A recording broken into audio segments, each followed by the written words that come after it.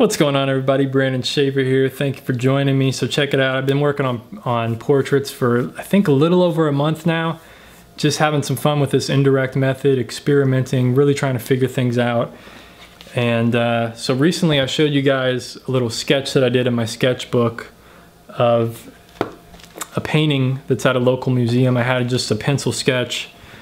And I ended up doing a grisaille layer of just grays. That's what grisaille means. It just means grayness. So doing black and white, the values, and then I did a first layer of color. Then I took it to the museum and compared it in person. You know, first time I've ever done this. Just an incredible experience, man. It's hard to like really even talk about it because it's such a visual thing. I learned so much visually just comparing the differences, because I was so used to looking at my painting for hours and hours. You know, I spent like all day Saturday one day like painting this thing for like 10 hours before the next day I took it to the museum, and I thought my painting looked really nice, like looked really good. I took it to the museum and I was just like, whoa, a little bit of a difference, you know, just in the level of the colors, the finish.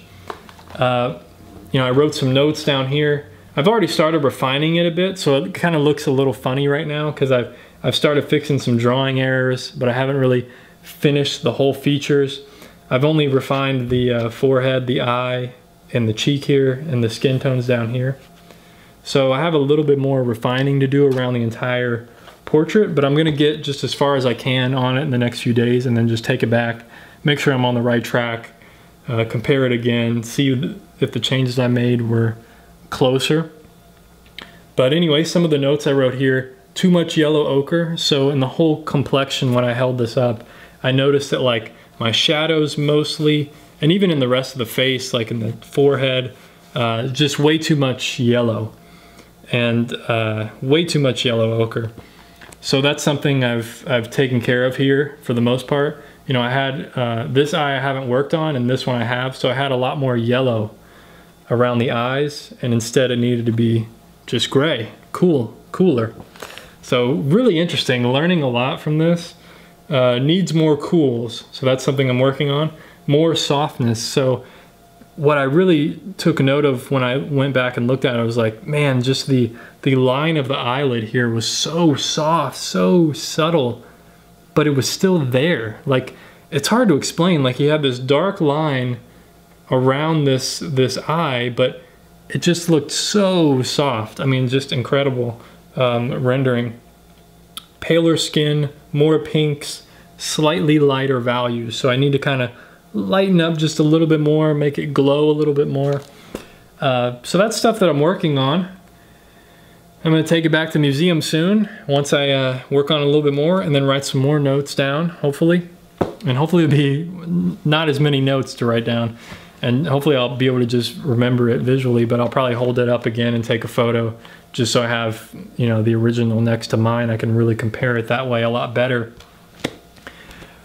But so yeah, man, just an incredible experience. And what I learned was just the reason why that painting is in the museum, because it's just this incredible softness, subtlety, precise, glowing. You know, the skin tones just really glow in the painting. It's just incredible.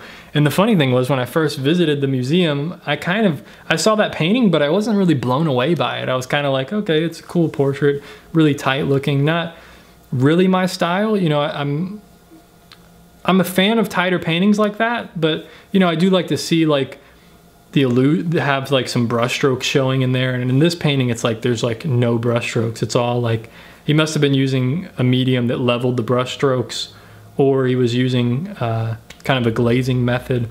You know, it's hard to say, I don't really know. But now that I've been copying it and holding mine up next to it, I can really appreciate the level of finish that is on that painting. Is just incredible.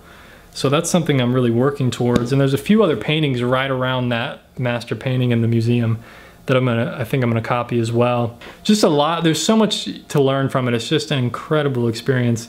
And if you have the opportunity to do this, if you live like within like 20 minutes of a museum and you have a cell phone with the camera, and you have the ability to have a sketchbook and you can gesso the pages and you're into oil painting and stuff, like this is an exercise to do.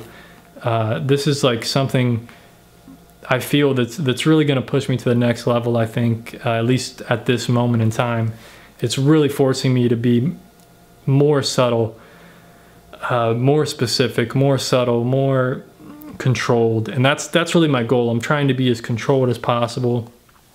You know, I'm trying to learn how to control my painting ability so that when I start, you know, painting that portrait of my girlfriend and working on that, I can do what I want with it. I can have brush strokes where I want, or I can be real precise, real soft, real subtle where I need to be, and just get a variety of level of finishes, or get really tight if I want to, you know, have this control to be able to do that. So that's really just my goal with these like master copies, and just, you know, pushing myself as hard as I can. You know, there's kind of these two sides of me, is like really hard on myself, pushing myself like it needs to be better. I want to get it as close as I can. I want to be able to hold up my sketchbook next to that master copy.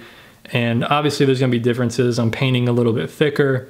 You know, there's going to be some textural differences, but as far as color and value, and drawing, I want it to be like as similar as possible. I want it to be like an exact copy. Like that's the side of me that's like super hard on myself, like trying to push myself as far as I can go. And the other side of me is like, you know, this is pretty good for my first try, taking it to the museum. You know, I'm really happy with how it came out. But, you know, you got to have these two sides of where it's like having a balance, you know, like, man, this was like the greatest thing I've ever done. This is awesome. And the other side of me is like, it's not good enough, man. You got to keep going. You got to keep challenging yourself, keep pushing yourself. So that's how I try to think of it. You know, I don't really, that's kind of me observing myself, but that's just something I do automatically. You know, like when I held this up, I was kind of bummed at how different it actually was, but I was so excited. Like part of me was just like, man, I learned so much from this. Even if it is off, now I'm excited to go back and refine it. Even though I knew how much work it was going to be and it was going to be challenging, I'm up for the challenge. This is exactly what I signed up for. I'm going to work at it. I'm going to do it. And I'm just going to do the best I can. So anyway, thank you guys for watching. And hopefully I'll update you guys soon on this. Should be pretty cool, man. And hopefully by then I'll be starting another one, and I'll be comparing that one as well. So we'll have some different things to talk about, different things to show you. So post comments down below. Let me know what you guys think. I'd love to hear from you. Take care of yourself. Peace.